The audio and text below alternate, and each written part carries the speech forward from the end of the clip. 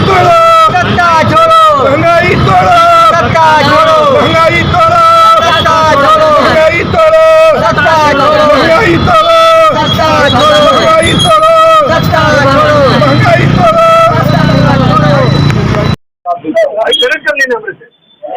विज्ञापन एक समान निःशुल्क करिए। तीसरा जो इन्होंने किया, रोड के ऊपर, सड़क के ऊपर जो पथकर लगाया, निजी गाड़ियों पर टोल टैक्स लगा दिया। निजी गाड़ियों पर टोल टैक्स लगाने से हमारी स्वतंत्रता के अधिकार, जो हमारे कहीं आने जाने की स्वतंत्रता का मौलिक अधिकार, वो निस्बी इन्होंने छीन लिया। जब हमारे पैर में टैक्स रूपी बेड़ी डाल देंगे तो हम कहीं आएंगे जाएंगे कैसे?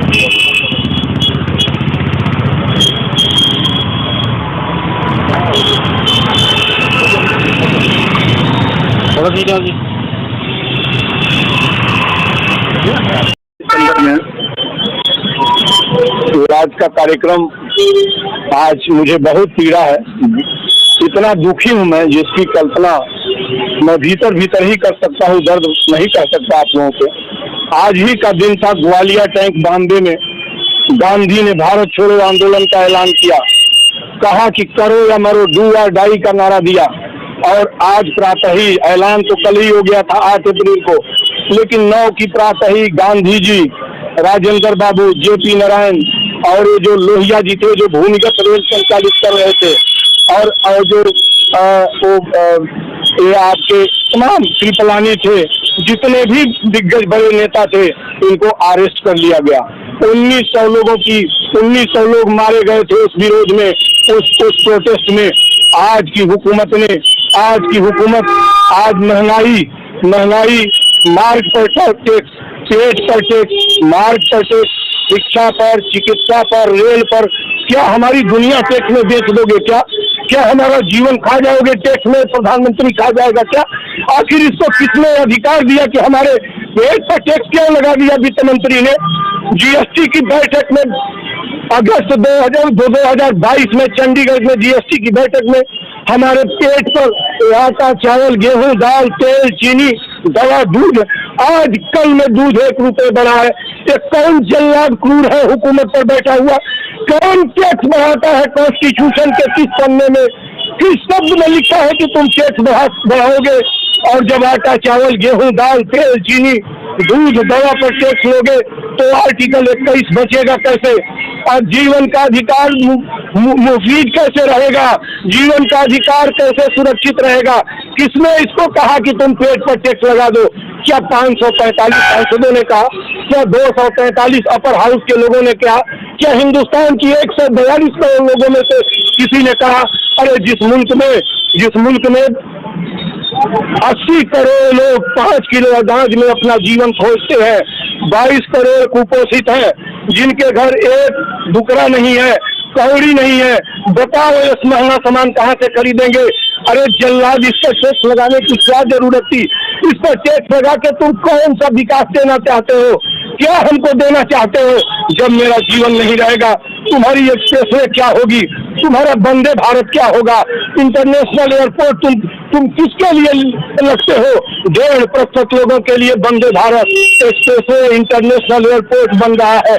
हमारी दुनिया जब तुम छीन लोगे, हम तो उस पर देखते भी नहीं, आज तक हम देख नहीं सकते, न देखेंगे। इस पर टैक्स किसने लगाया? दूसरा, मैंने कहा कि शिक्षा, चिकित्सा और रेल पर टैक्स लगाया।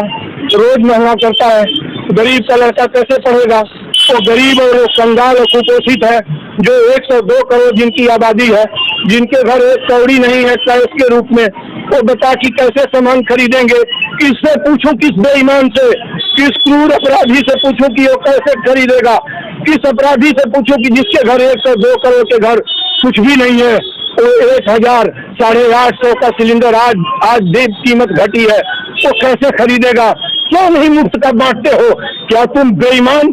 क्या ये 145 करोड़ और 545 और 243 सांसद विधायक, जिनको विधायक जो 4250 के आसपास है, इनको मुफ्त का चिकित्सा, रेल भत्ता, खाना सब कुछ मुफ्त का मिलता है। चिकित्सा मुफ्त की, शिक्षा मुफ्त की, खाना इनका मुफ्त का, इनका एविएशन, इनका उड़ना मुफ्त का, चलना मुफ्त का। क्यों नहीं कर देते सबके लिए मुफ्त शिक्षा, चिकित्सा, रेल, संचार सबके लिए मुफ्त और एक समान करो।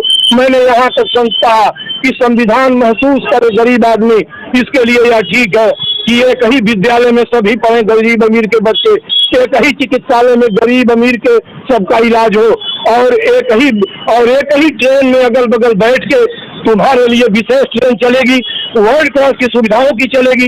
तुम जहाज से उड़कर हमारे पेट और पसीने के पैसे से उड़ोगे और लुटेरे कहीं के, और 1 से 2 करोड़ लोग जो समझते ही नहीं कि क्या होता है, क्या शिक्षा होती है, क्या पेट कैसे खाया जाता है। गरीबों कुपोषितों के यहाँ चले जाइए, आप जाइए देखिए उनके बच्चे दाल के अभाव में रोटी और पानी खा रहे हैं, उनकी तरकारी तेल में नहीं पानी में बनती है।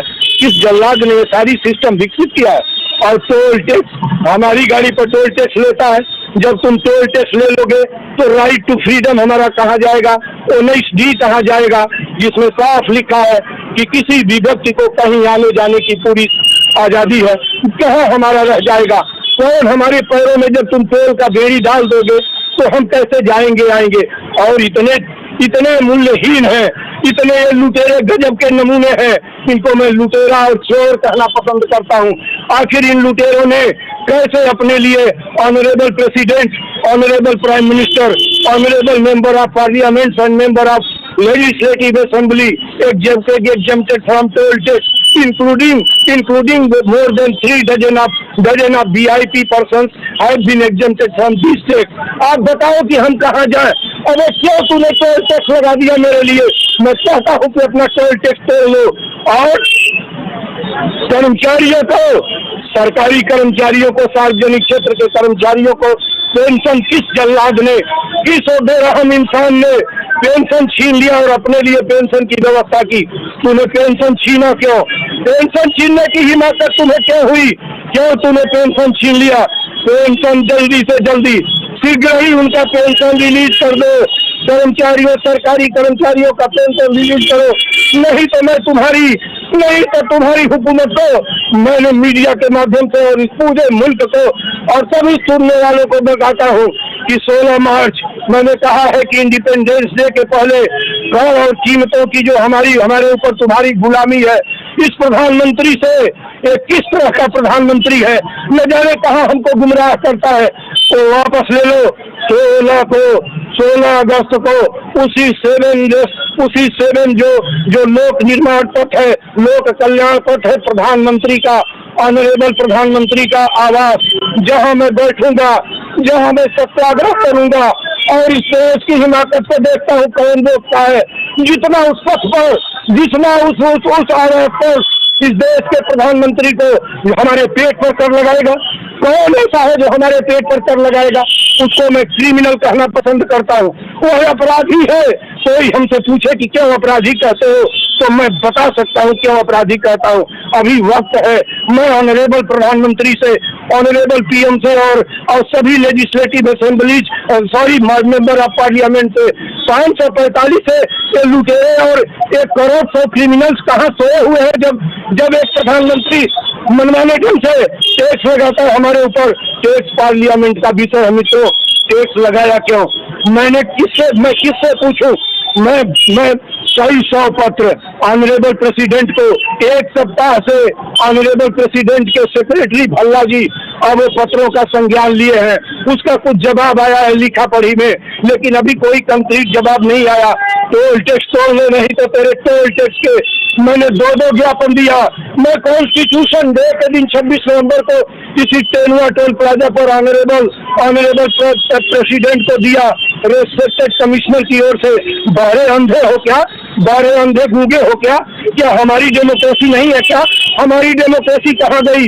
हमारे पत्रों का जवाब क्यों नहीं दिया? कौन ऐसा बेवकूफ है जो हमारे पत्रों का जवाब नहीं देता? पार्लियामेंट की लाइब्रेरी तुम क्यों नहीं खोलते हो? क्यों नहीं असेंबली डिबेट खोलते हो 11,000 पन्ने का? क्यों नहीं कॉन्स्टिट्यूशन खोलते हो? बेईमानो, क्या तुम ठग हो क्या तुम लूटने के लिए गए हो क्या रेप और क्राइम तुम्हारे जिम्मे लिखा है क्या? तुम पढ़ नहीं सकते कि हमारे पेट पर तो कर तुम लगा ही नहीं सकते। इस देश जो ज्ञापन आप दे रहे हैं उसमें क्या मुख्य मांगे? ये देख रहे हैं मुख्य मांगे, देखिए 4 मुख्य मांगे हैं। आटा, चावल, गेहूं, दाल, तेल, चीनी, दवा, दूध, दही पर टैक्स फौरन हटा ले। दूसरी मांग है निजी गाड़ियों पर टोल टैक्स सब फौरन वापस ले ले, शिक्षा, चिकित्सा, रेल, संचार फ्री कर दे, एक समान कर दे। और चौथी जो प्रबल मांग है, जो जीवन से जुड़ी हुई है, कहते हैं चौथी मांग है पेंशन की। सरकारी कर्मचारियों का पेंशन तूने क्यों बंद किया? और जब बंद किया तो अपना पेंशन क्यों रिलीज किया, क्यों बहाल किया अपने लिए पेंशन? क्या तुम कितने बड़े तुम्हारा चरित्र और अनुशासन है?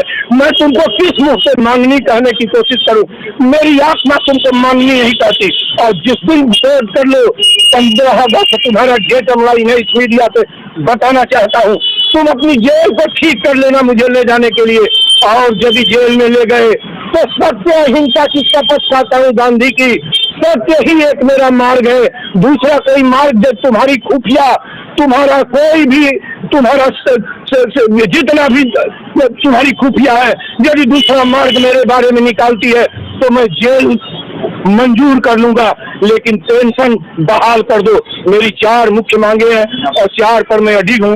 15 तक मैं सरकार को वेट करूंगा। 16 को दिल्ली में आप सबसे कहता हूँ दिल्ली चलिए। लोक कल्याण सरकार नहीं बनेगी, मैं नहीं कहता, नहीं तो ठीक है बहन आप कहिए, लेकिन मैं सरकार से मतलब नहीं है। मेरा इस जल्लाद जिसने हमारे पेट पर हमारा पेंशन लिया है, हमारी गाड़ी पे टैक्स लोगे। आपका शुभ नाम? मेरा नाम डॉक्टर संपूर्णानंद मल है। मैं दिल्ली यूनिवर्सिटी से PhD हूँ। गूगल मुझे पूर्वांचल गांधी कहता है। मेरा एक ही रास्ता है मनुष्यता का, मेरा एक ही रास्ता है इंसानियत और सत्य के रास्ते पर चलना। दूसरा मेरा कोई मार्ग नहीं है। जय हिंद, जय भारत।